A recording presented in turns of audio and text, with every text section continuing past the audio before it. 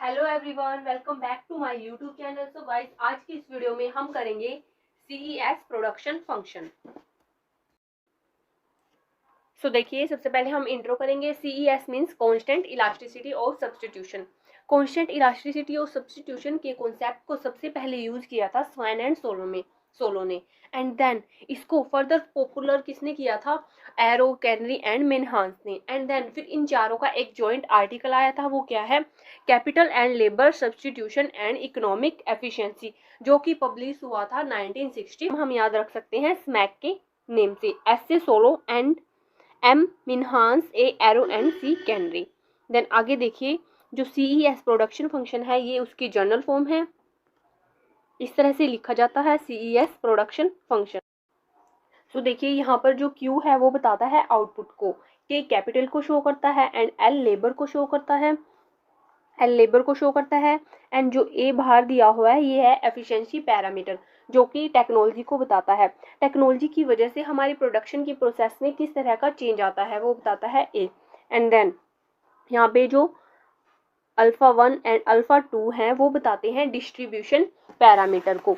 Means कि जो भी हमारे लेबर एंड कैपिटल है उसको हमने किस तरह से डिस्ट्रीब्यूट किया है, कितने कितने पार्ट में डिस्ट्रीब्यूट किया। एंड बीटा यहाँ पे बताता है substitution parameter and elasticity of substitution को बताता है। मीन्स कैपिटल एंड लेबर को हम कितना सब्स्टिट्यूट कर सकते हैं। बीटा यहाँ पे शो करता है कि एक गुड के बदले में दूसरे को किस हद तक चेंज किया जा सकता है। फॉर एग्जाम्पल, अगर हम टी एंड कॉफ़ी लेके चलते हैं तो हम टी की जगह कॉफ़ी का इजिली यूज़ कर सकते हैं, उनको इजिली सब्स्टिट्यूट कर सकते हैं।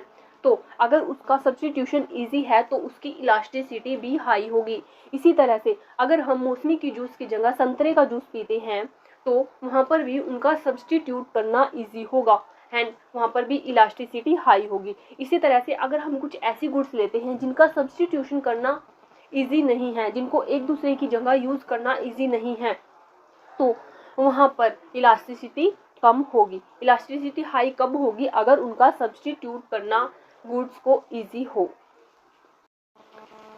एंड इस फंक्शन की हेल्प से इलास्टिसिटी और सब्स्टिट्यूशन जो निकल के आता है उसको हम जनरली इस तरह से लिखते हैं, 1 डिवाइड्स बाय बीटा। अगर यहाँ पर ये फंक्शन, ये सभी बुक में अलग अलग तरीके से दे रखी होती है, इनकी जो जर्नल फॉर्म है अलग अलग जो है पैरामीटर्स का यूज़ किया हुआ है इनमें। तो यहाँ पर 1 प्लस कब लगेगा?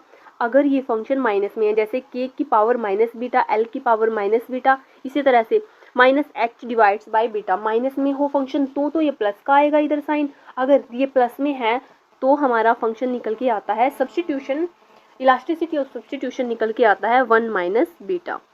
इधर माइनस है तो इधर प्लस होगा, अगर इधर प्लस है तो इधर माइनस होगा। तो अब हम करते हैं प्रॉपर्टी CES प्रोडक्शन फंक्शन की।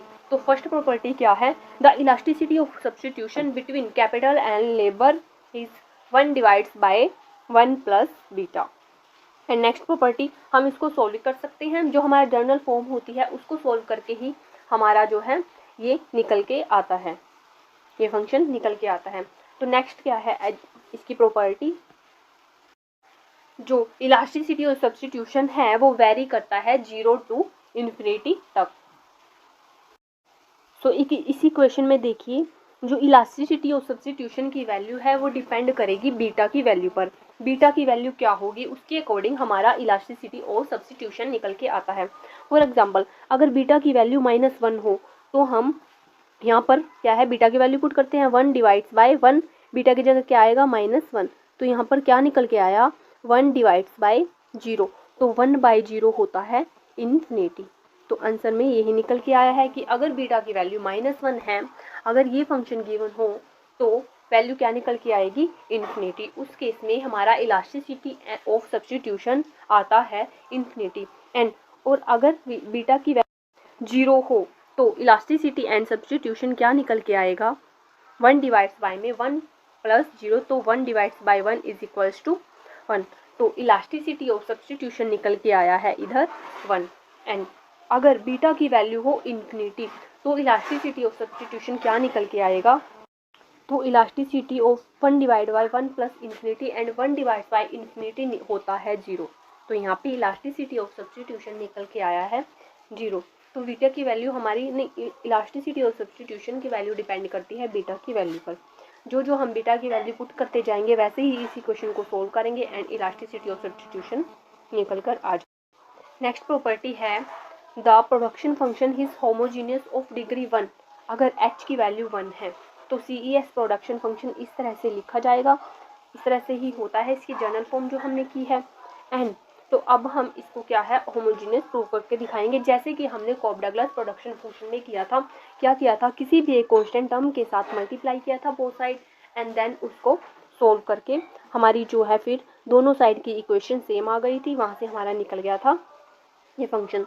सो देखिए इसमें भी हमने क्या किया है, general equation as it is उठा ली एंड जो यहाँ पे h था फंक्शन में गिवन, तो यहाँ पे इन्होंने बोला है कि अगर h की वैल्यू 1 है तो CS प्रोडक्शन फंक्शन क्या होगा एंड उसको होमोजीनियस हमें बताना है, डिग्री 1 है। तो इस तरह से हम बोथ साइड x से मल्टीप्लाई कर देते हैं, तो यहाँ से निकल के आता है हमारा जो k की पावर माइनस बीटा है, वहाँ पर हम लिखेंगे अब kx की पावर माइनस बीटा, यहाँ पर kx की पावर माइनस के l की पावर माइनस बीटा। तो अब हम इसको अलग अलग खोल लेते हैं, एज इट इज़ x की पावर माइनस बीटा k की पावर माइनस बीटा, ये भी एज इट इज़ लिखा गया, x की पावर माइनस बीटा l की पावर बीटा एंड होल की पावर माइनस 1 बाई बीटा। तो यहाँ से अब क्या किया, k की पावर माइनस बीटा इधर लिखा एंड जो ये a अल्फ़ा है, अल्फ़ा 1 है एंड k बीटा है, इसको इकट्ठा लिखा एंड a2 l बीटा है, इसको इकट्ठा। इसमें से जो x की पावर माइनस बीटा, इधर भी x की पावर माइनस बीटा, बीच में प्लस का साइन था तो इसको बाहर हमने कॉमन निकाल लिया। सो इस तरह से अब क्या किया, इस सब के ऊपर है -1 बाई बीटा की पावर, तो इसके ऊपर अलग से लगा दी पावर एंड इस पूरे फंक्शन के ऊपर अलग से लगा दी। तो अब देखिए यहाँ पर जो x की पावर माइनस बीटा की पावर -1 बाई बीटा है, तो इस बीटा से ये बीटा कैंसिल हो जाएगा एंड माइनस से माइनस भी कैंसिल, तो यहाँ से ओनली बचा x क्योंकि पावर हमारी कैंसिल होगी। तो xa एंड ये फंक्शन हमने एज इट इज़ रखा और जो ये फंक्शन था ये है हमारा सारा q के इक्वल। तो x एज इट इज़, ये पूरा फंक्शन हमने यहाँ पर लिखा, q साइड में भी q था। इस प्रोडक्शन फंक्शन के हमने क्या पढ़ा है उसके कुछ इंपॉर्टेंट पॉइंट। तो सबसे पहले जो इलास्टिसिटी ऑफ सब्स्टिट्यूशन है CES प्रोडक्शन फंक्शन की, कांस्टेंट तो होती है लेकिन 1 के इक्वल नहीं होगी। जैसे कि कॉब डगलस प्रोडक्शन फंक्शन में हमने पढ़ा था कि जो इलास्टिसिटी ऑफ सब्स्टिट्यूशन है वो कांस्टेंट भी होगी एंड इक्वल भी होगी 1 के।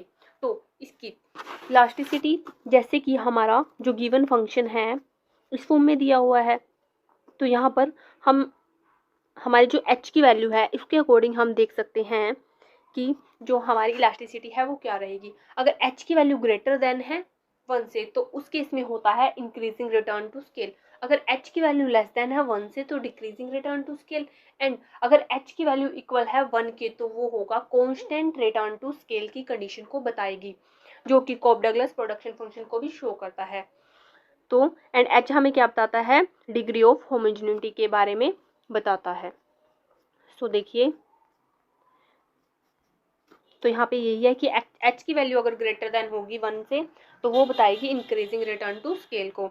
ऐसे ही अगर h की वैल्यू इक्वल है 1 के, कांस्टेंट रिटर्न टू स्केल को बताती है, जो कि कॉब डगलस प्रोडक्शन फंक्शन की भी एक सिचुएशन थी। कॉब डगलस प्रोडक्शन फंक्शन में जो उसकी डिग्री होती है वो 1 ही आती है, लेकिन CES प्रोडक्शन फंक्शन में ज़रूरी नहीं है कि उसकी डिग्री 1 होनी चाहिए, वो कुछ भी हो सकती है। सो देखिए इलास्टिसिटी और सब्स्टिट्यूशन से जो हमारी इक्वेशन निकल के आई थी, दिस निकल के आई थी एंड इसको हम सिग्मा से डिनोट कर रहे हैं। अगर बीटा की वैल्यू -इन्फिनिटी होती है तो जो इलास्टिसिटी और सब्स्टिट्यूशन है वो निकल के आता है 0। तो इस केस में क्या होगा, हमारा परफेक्ट कॉम्प्लीमेंट की वो सिचुएशन होगी, परफेक्ट कॉम्प्लीमेंट्री की।